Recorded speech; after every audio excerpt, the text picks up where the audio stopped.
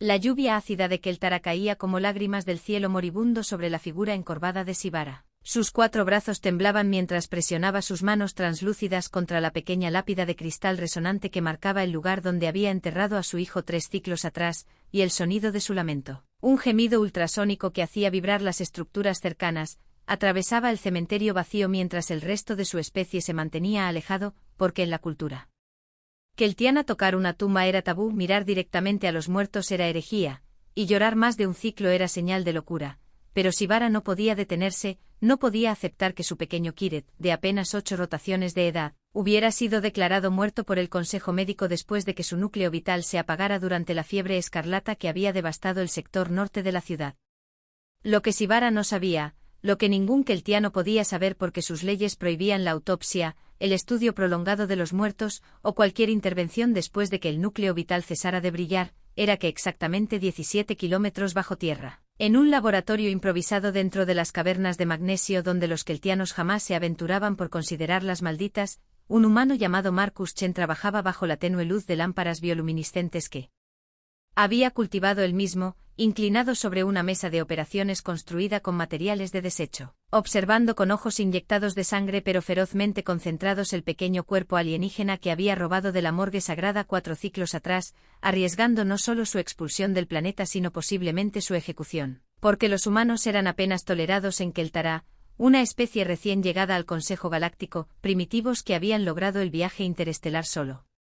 2 generaciones atrás y que eran vistos con una mezcla de desdén y curiosidad por las razas antiguas.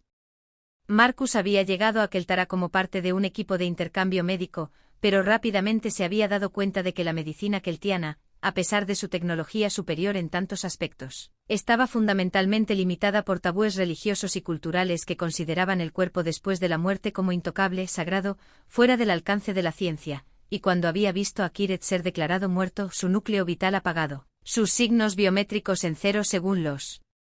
instrumentos keltianos, algo en su entrenamiento médico humano, en esa terquedad característica de su especie que se negaba a aceptar lo imposible, le había hecho mirar más de cerca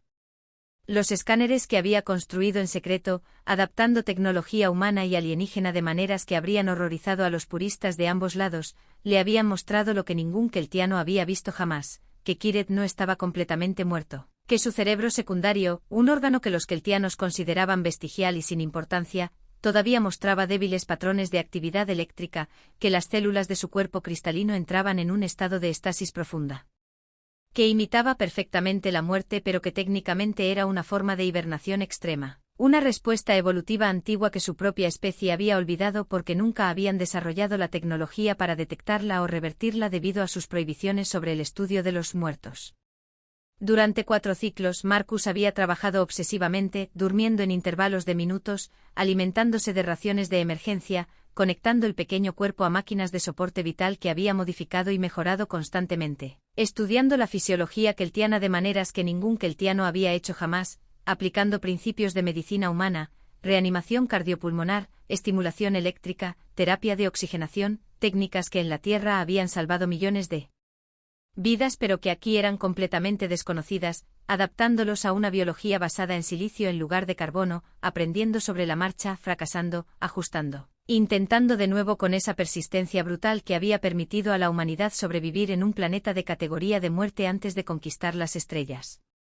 Había momentos en que quería rendirse, cuando el cuerpo de Kiret parecía degradarse más, cuando los sistemas que había construido fallaban y tenía que reconstruirlos desde cero con partes limitadas. Cuando escuchaba los pasos de las patrullas keltianas en las cavernas superiores y sabía que si lo descubrían lo mejor que podía esperar era la deportación inmediata y lo peor era convertirse él mismo en una tumba sin nombre. Pero cada vez que consideraba abandonar, pensaba en Sivara, a quien había visto colapsar cuando declararon muerto a su hijo, pensaba en su propio hermano menor que había muerto de leucemia cuando Marcus tenía 12 años porque habían vivido en un sector pobre donde el tratamiento llegó demasiado tarde, y esa vieja rabia, ese rechazo fundamental a aceptar la muerte cuando la vida aún era teóricamente posible, lo impulsaba a continuar. Y entonces en el ciclo 123 de su vigilia solitaria, cuando estaba ajustando los niveles de estimulación neural directa al cerebro secundario mientras simultáneamente inyectaba un cóctel de nanomáquinas médicas humanas que había reprogramado para trabajar con fisiología de silicio, algo cambió. Primero fue solo un parpadeo, tan débil que pensó que lo había imaginado, pero luego sucedió de nuevo, el núcleo vital de Kiret, ese órgano cristalino en el centro de su pecho que los keltianos consideraban el asiento del alma, brilló con una luz tenue pero inconfundible, apenas un destello azul pálido en la oscuridad del laboratorio clandestino. Marcus se quedó paralizado, su corazón martilleando en su pecho, sin atreverse a respirar, observando los monitores que había construido con manos temblorosas mientras los datos comenzaban a cambiar, actividad cerebral primaria detectada, flujo de energía bioeléctrica aumentando, estructuras celulares saliendo de estasis, y luego, imposible, milagroso, aterrador, los dedos cristalinos de Kiret se contrajeron levemente, un movimiento involuntario quizás, pero movimiento al fin. Vida donde se suponía que solo debía haber muerte permanente y sagrada, y Marcus supo en ese momento que había cruzado un umbral del que no había retorno, que había cometido el sacrilegio definitivo según las leyes keltianas al devolverle la vida a los muertos, pero también supo con absoluta certeza que lo haría de nuevo, que esta capacidad humana de desafiar lo inevitable, de escupirle a los dioses y a la muerte misma, era precisamente lo que su especie llevaba a las estrellas. Los siguientes 18 ciclos fueron los más desafiantes de la vida de Marcus Chen, porque mantener vivo a un niño keltiano era difícil, pero mantener vivo y oculto a un niño keltiano que estaba despertando de una muerte que se suponía permanente mientras toda su fisiología se recalibraba era casi imposible, especialmente cuando Kiret comenzó a emitir frecuencias de dolor y confusión que Marcus no podía detectar pero que temía que otros keltianos pudieran escuchar si se acercaban demasiado a las cavernas prohibidas.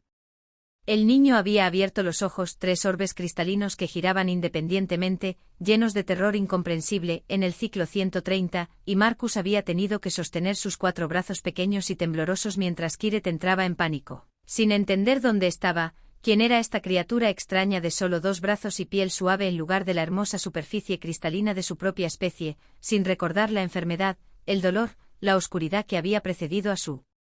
muerte y Marcus, que había estudiado el idioma keltiano pero nunca lo había dominado completamente, tuvo que usar un traductor improvisado y gestos suaves, movimientos lentos, el lenguaje universal de la compasión que aparentemente trascendía las especies, para calmar al niño aterrorizado.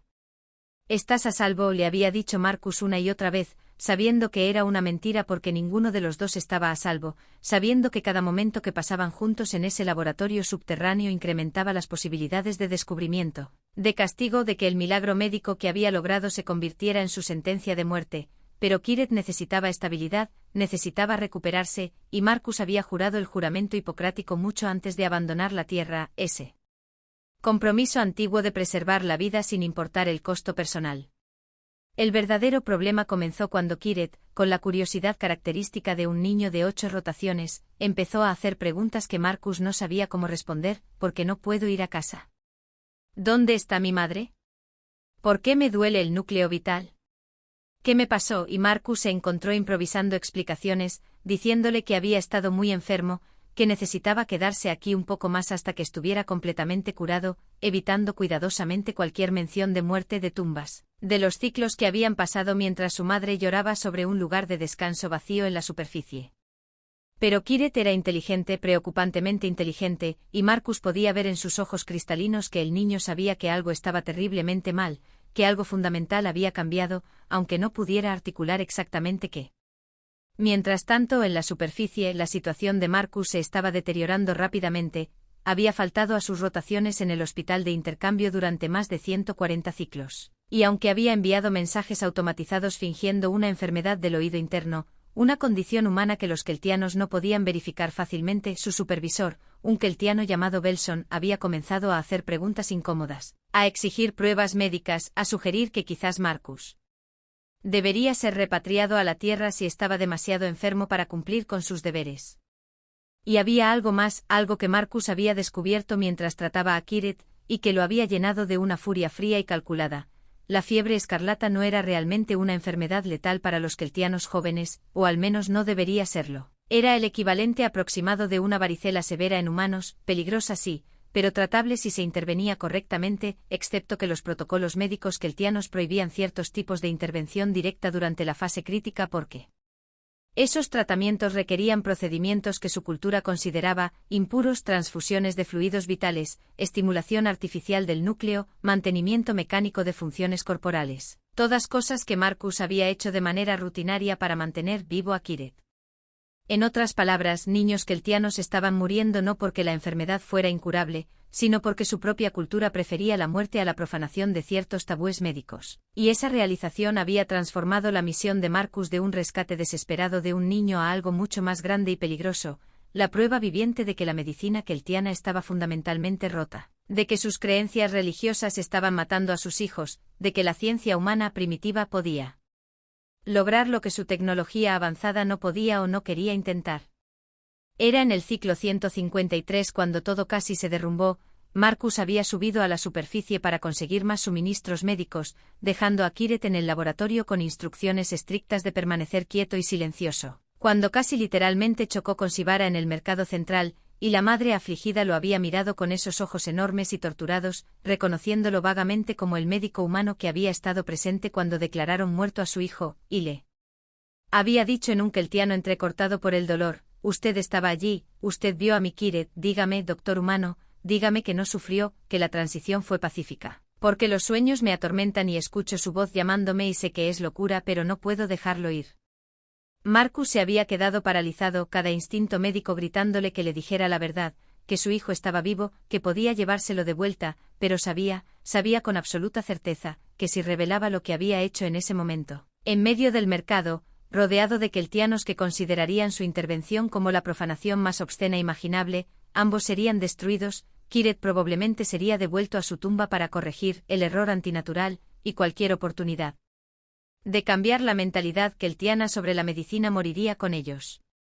Así que Marcus había hecho lo más difícil que había hecho en su vida, había mirado a Sivara a los ojos y había mentido, diciéndole suavemente que Kiret se había ido en paz, que no había sufrido, y había tenido que mantenerse firme mientras ella colapsaba en sollozos agradecidos, mientras sus 4 brazos se aferraban al humano en gratitud por esas palabras de consuelo que eran cenizas y traición en la boca de Marcus. Cuando finalmente regresó al laboratorio con sus manos aún temblando y su estómago revuelto de culpa, encontró a Kiret sentado en la mesa de operaciones, sosteniendo uno de los escáneres médicos de Marcus y estudiándolo con una intensidad que era perturbadora en alguien tan joven, y cuando el niño levantó la mirada, había algo diferente en su expresión, algo más maduro y aterrador. «He estado pensando sobre lo que dijiste. Sobre estar enfermo», dijo Kiret con una voz que era demasiado calmada, demasiado controlada, «pero me he estado sintiendo mis propios patrones de memoria, y hay vacíos, lugares donde debería haber recuerdos pero solo hay oscuridad, y esos vacíos tienen la forma de ciclos, muchos ciclos, así que dime la verdad, doctor Marcus, ¿cuánto tiempo he estado enfermo?» Y Marcus supo que había llegado el momento de la verdad, que no podía seguir mintiendo a este niño que había arriesgado todo para salvar. Pero antes de que pudiera responder, antes de que pudiera encontrar las palabras para explicar lo inexplicable, las alarmas de proximidad que había instalado en las cavernas superiores comenzaron a sonar, señalando que alguien según los sensores, estaban descendiendo hacia el laboratorio prohibido, y Marcus y Kiret intercambiaron una mirada de pánico puro mientras las voces en keltiano resonaban desde arriba, acercándose, inevitables. Y entre ellas Marcus reconoció con un escalofrío de terror y esperanza imposible la voz rota de Sivara gritando: «El sensor memorial de mi hijo está activo, la lápida está detectando su firma de vida, los sacerdotes dicen que es imposible pero está aquí, mi bebé está en algún lugar de estas cavernas».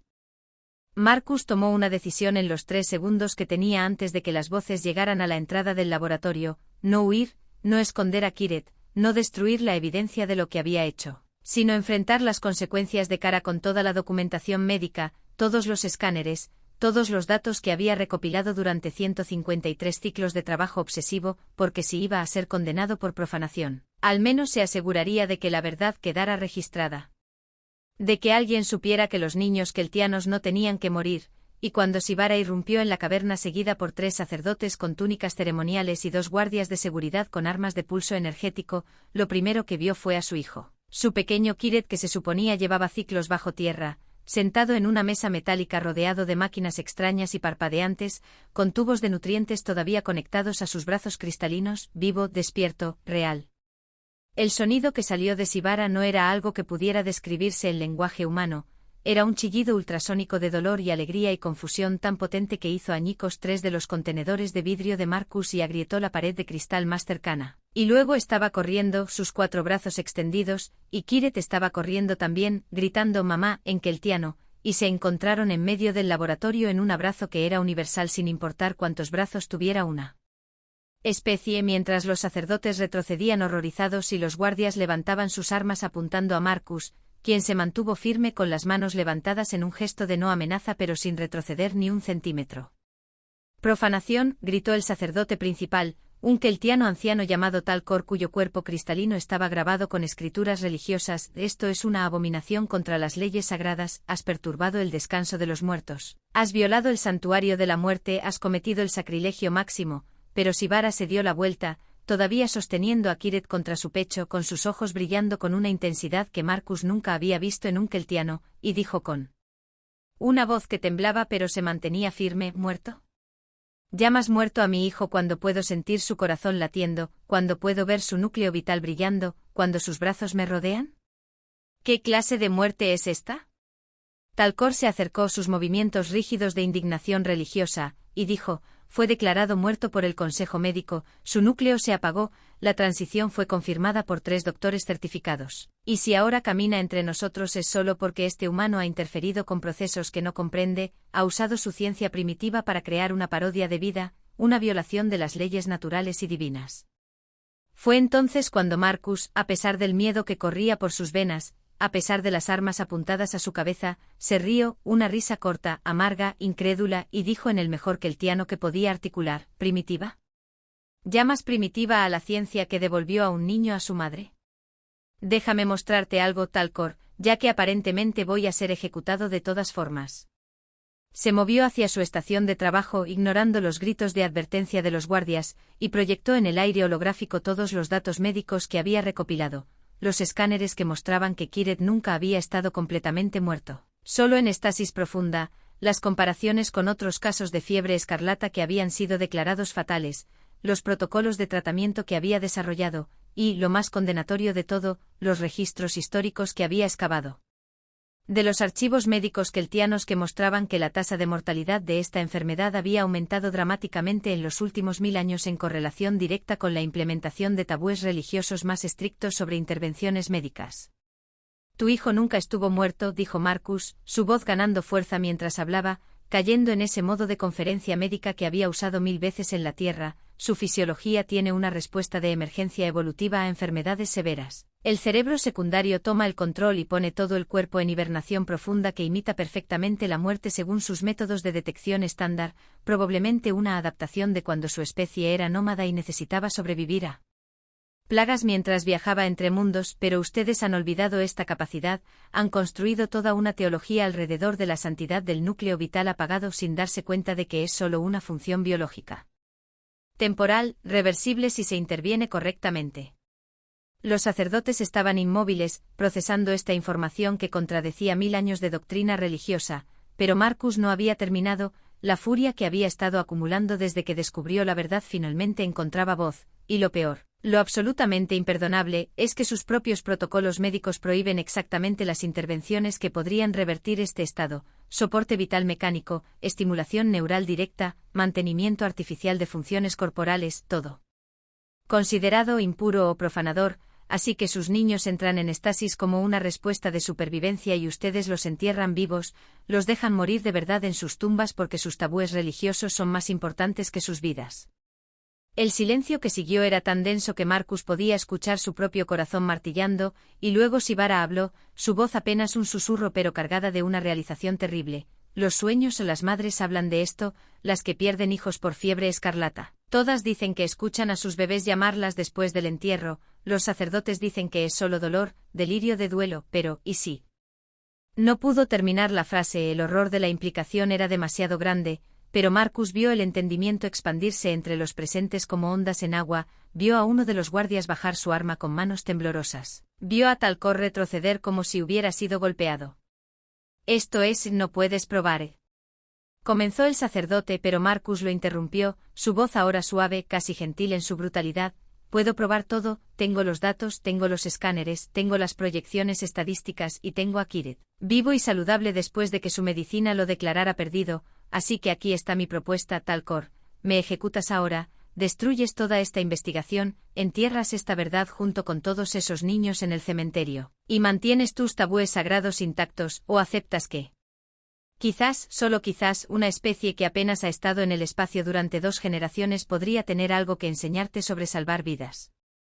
Fue Kiret quien rompió el impasse, su voz juvenil clara en el laboratorio cargado de tensión. Mamá, tuve un sueño mientras estaba enfermo, un sueño largo de oscuridad, y en ese sueño te escuchaba llorar y quería decirte que estaba bien, que solo estaba dormido. Pero no podía moverme, no podía hablar, y luego apareció el doctor Marcus y había luz y dolor pero también esperanza, y me despertó, mamá, me trajo de vuelta a ti. Sibara miró a su hijo, luego a Marcus, luego a los sacerdotes, y cuando habló nuevamente, había acero en su voz, la furia protectora de una madre que había llorado sobre una tumba vacía. Si lo que dice este humano es cierto. Si nuestros hijos están muriendo porque nos aferramos a tradiciones en lugar de salvarlos, entonces esas tradiciones deben cambiar, y si eso es herejía, entonces declararme hereje ahora.